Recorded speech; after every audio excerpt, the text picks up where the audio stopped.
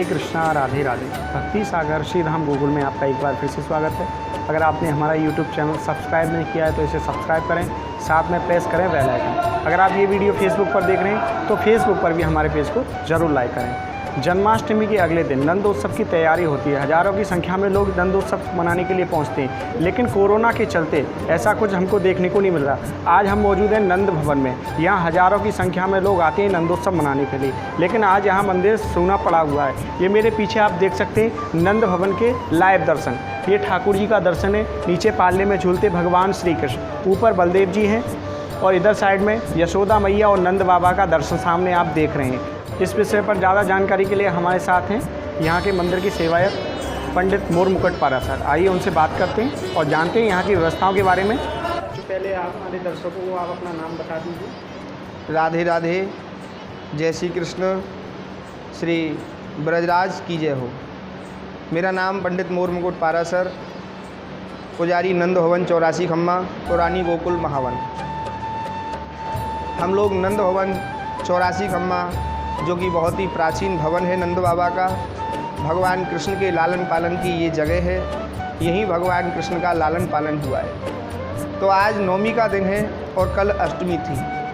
तो प्रतिवर्ष की भांति इस वर्ष भी भाद्रपद मास की कृष्ण पक्ष की अष्टमी तिथि को रात्रि 12 बजे कल यहाँ भगवान का पंचामृत, दूध, दही, घी, शहद और शक्कर और गंगा जल आदि से बहुत ही सुंदर भगवान बाल कृष्ण का रात्रि 12 बजे पंचामृत अभिषेक किया गया। पंचामृत का अभिषेक करने के बाद में भगवान की रात्रि आरती हुई और रात्रि आरती होने के बाद में सुबह फिर ये आप देख रहे हैं मंदिर में बहुत ही सुंदर सजावट की गई है।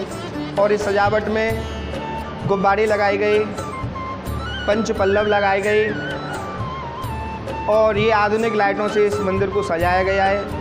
तो ये नंदोत्सव का प्रोग्राम, नंदोत्सव का कार्यक्रम आज इस भवन में किया जा रहा है। तो नंदोत्सव क्या है, नंदोत्सव क्यों मनाया गया? तो नंदोत्सव वो उत्सव है जो नंद बाबा ने अपने पुत्र कृष्ण के जन्म की खुशी में मनाया था। क्यों? क्योंकि नंद बाबा के यहाँ 60 साल की अवस्था तक किसी भी पुत्र का या किसी संतान का जन्म नहीं था। माता यशोदा और नंद बाबा ने दोनों ने भगवान नारायण श्री विष्णु की तपस्या की, उनको प्रसन्न किया कि आप हमारे घर में पुत्र रूप में पधारें। तो भगवान कृष्ण मथुरा से जन्म लेकर के जब रात्रि 12 बजे वसुदेव जी के द्वारा गोकुल में लाए गए थे, तो इसी भवन में उनको लाया गया था। ये सामने प्राचीन भगवान का गर्भगृह है। यहीं भगवान सामने आप देख रहे हैं भगवान का झूला, कंचन के झूले में भगवान झूल रहे हैं। और ये झूले का दर्शन बहुत ही सौभाग्यशाली व्यक्तियों को होता है। ये दर्शन हर व्यक्ति नहीं कर पाता है। जिसके भाग्य होते हैं, जिसके पुण्य उदय होते हैं, वही ये भगवान के दर्शन करता है। पंडित जी, नंदोत्सव तो सब जगह मनता है, लेकिन नंद के घर में स्पेशल क्या तैयारी रही नंदोत्सव को लेकर? हाँ, नंदोत्सव यहाँ बहुत ही सुंदर तरीके से मनाया जाता है। प्रतिवर्ष मनाया जाता है नंद भवन में, क्योंकि नंद भवन में ही नंदोत्सव मनाया जाता है। बाकी तो पूरे भारतवर्ष में हर मंदिर में भगवान कृष्ण की जन्माष्टमी मनाई जाती है और हर मंदिर के अंदर नंदोत्सव मनाया जाता है, परंतु ये नंद भवन है इसलिए यहाँ नंदोत्सव विशेष रूप से मनाया जाता है। आज सुबह 4 बजे से ही, प्रातः ब्रह्म मुहूर्त से ही यहाँ नंद उत्सव की तैयारियाँ चल रही हैं। सुबह पहले ठाकुर जी के गंगा जल स्नान हुए। गंगा जल स्नान कराने के बाद में ठाकुर जी का आप देख रहे हैं बहुत ही सुंदर श्रृंगार किया गया है। आज बलदाव जी जो ब्रज के राजा हैं, भगवान कृष्ण, नंद, यशोदा, बहुत ही सुंदर श्रृंगार किया गया। श्रृंगार करने के बाद ठाकुर जी की फिर मंगला आरती हुई, ठाकुर जी के भोग प्रसाद आदि लगाए गए।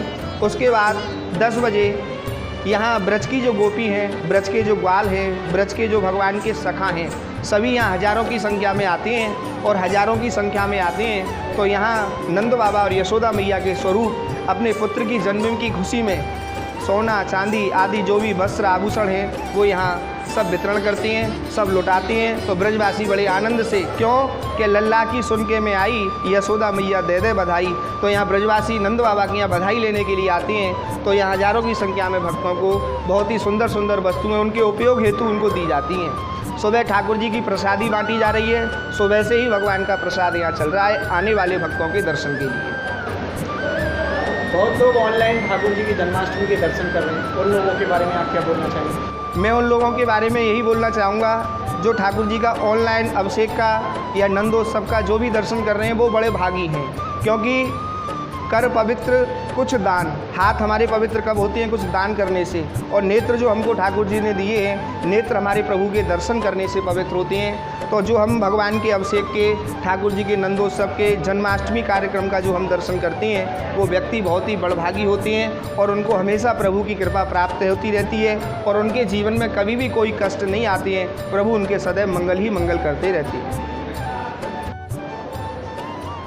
ये जन्माष्टमी को लेकर पुलिस प्रशासन की तरफ से क्या आदेश था और आपने उन आदेशों का कैसे पालन किया? जन्माष्टमी की तरफ से पूरे प्रशासन की तरफ से ये पालन करने के लिए बताया था कि जो बीमारी चल रही है, कोविड-19 जो बीमारी है, उसके जो एहतियात बरतने के लिए बताया गया है। तो हमारे यहाँ पे पूरा एहतियात बरता गया, फुल डिस्टेंस का पालन किया गया। बाहरी किसी व्यक्ति को यहाँ आने की अनुमति नहीं दी गई, बस केवल मंदिर में पुजारी और जो मंदिर समिति के लोग हैं वही मौजूद रहे। आज यहाँ नंदोत्सव का प्रोग्राम है, इसके बारे में आप क्या बोलना चाहेंगे? नंदोत्सव का प्रोग्राम ये है कि नंद घर आनंद भयो जय कन्हैया लाल की, इसके बारे में जितना ही बोला जाए उतना कम है, क्योंकि ये एक ऐसा प्रोग्राम है जिसका कि वर्णन कभी नहीं किया जा सकता है। और हमारे यहाँ का ये मुख्य रूप से मुख्य प्रोग्राम यही है कि लाला के जन्म की बधाई और आप सबको, और इसमें बहुत अच्छे से बड़े सूक्ष्म तरीके से यहाँ सजावट वगैरह करवाई, जो हर साल जिस तरीके से होती है और उससे भी ज़्यादा सजावट करवाई गई। परंतु जो यात्रियों की कमी रही वो खलती है, क्योंकि बहुत लोगों को उनके आराध्य के दर्शन नहीं हो पाते हैं, उस छवि के दर्शन नहीं हो पाते हैं। अब आपके चैनल के माध्यम से और मीडिया के माध्यम से ही दर्शन हो पाते हैं, नहीं तो सब लोग यहाँ आते हैं, प्रांगण में बैठ के इसका आनंद लेते हैं। और जो हमारे यहाँ से बधाई लुटाई जाती है, जो नंद के यहाँ लूट होती है, जो प्रसाद बँटता है, लुटाया जाता है, कपड़े, टॉफ़ी, बिस्कुट, खिलौने, पैसे इत्यादि सब लुटाया जाता है। तो वो सारी चीज़ें इस बार बहुत ना के बराबर ही रहीं, जो कुछ लोगों द्वारा ही इतना बस प्रसाद हाथ से दे दिया गया। बहुत लोग हमसे कमेंट में पूछ रहे हैं कि मंदिर के दर्शन कब खुलेंगे, उनके बारे में आप क्या बोलना चाहेंगे? मंदिर के दर्शन तो ये है कि ठाकुर जी की कृपा से खुलते ही रहते हैं, पूजा तो रोज़ ही होती है, परंतु यात्रियों के लिए ये है कि ये बीमारी के वजह से ही बंद किया हुआ है। ये बीमारी ऐसी है कि जिससे कि छूने के कारण फैलती है और उस वजह से प्रशासन ने भी किया हुआ है। अब यहाँ जितने भी प्रोग्राम करते हैं, अभी कोई बीमारी बढ़ जाती है तो हमारे आराध्य के दर्शन भी नहीं मिलेंगे और हम पूजा भी इससे वंचित रह जाएंगे। तो गवर्नमेंट जहाँ भी मरीज़ निकलेगा उस एरिया को सील करेगा, और सील होगा तो फिर यहाँ पूजा नहीं हो पाएगी। तो इसलिए बंद कर रखे हैं कि बीमारी के तहत हमारा मंदिर कभी बंद ना हो। बहुत बहुत धन्यवाद। Thank you. जय श्री कृष्ण।